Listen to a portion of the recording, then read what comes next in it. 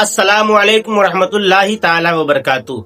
मेरे अजीज, आज मैं आपको बताऊंगा कि अगर किसी इंसान का रमजानुल मुबारक के महीने का रोजा छूट जाए तो उसे क्या करना होगा। सबसे पहले तो मैं आपको बता दूं कि अल्लाह तबारक व तआला फरमाता है कि रोजा मेरे लिए है और मैं ही उसका अजर अता फरमाऊंगा।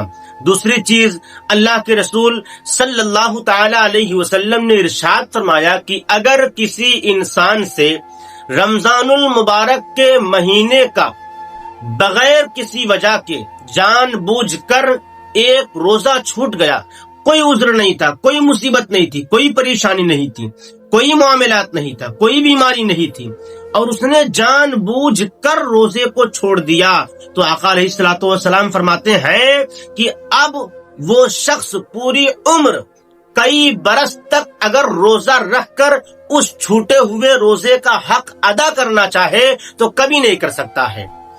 हाँ, अलबत्ता अगर किसी बीमारी में किसी वजह के तहत अगर आप रोजा नहीं रख सकते हैं तो वो एक अलग बात हुई कि कोई वजह उसमें शामिल थी, लेकिन बगैर वजह के रोजा छोड़ देना ये बहुत बड़ा गुनाह है और उसका हक इंसान कभी नहीं अदा कर सकता है। लिहाजा मैं आपको बता दूं कि अब अगर किसी इंसान से रमजानुल मुबारक के महीने का रोजा छूट जाए तो वो क्या करे। तो सबसे पहले तो आप ये जान लें कि जिस तरीके से मर्द हजरात के लिए नमाजों की कज़ा जरूरी है, नमाजों की कज़ा लाजिम है, इसी तरीके से उन पर रमजानुल मुबारक के महीने के छूटे हुए रोजे भी लाजिमो जरूरी है कि वो उसका कर्ज अदा करें, यानी उसकी कज़ा रोजा रखें। आपको हर हाल में उस रोजे की कज़ा रखनी होगी।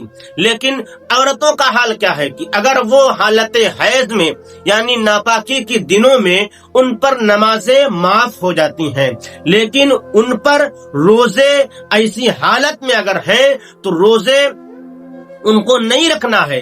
लेकिन जब वो महीना खत्म हो जाए तो जो रोजे छूटे हुए हैं वो ईद के बाद उस रोजे की कज़ा उन पर अदा करना लाजिमो जरूरी होगा। लिहाजा इस बात का ख्याल रखें कि किसी भी हाल में अगर हमारा रोजा छूट गया है तो हर हाल में उसकी हमें कज़ा अदा करनी होगी। इसी तरीके की वीडियोस को देखने के लिए हमारे YouTube चैनल महबूब सुबहानी 39 को सब्सक्राइब करें और ज्यादा से ज्यादा शेयर करें। और अगर कोई सवाल किसी तरीके से आपको करना हो तो कमेंट बॉक्स में करें, इंशाअल्लाह उसका जवाब देने की हम जरूर कोशिश करेंगे।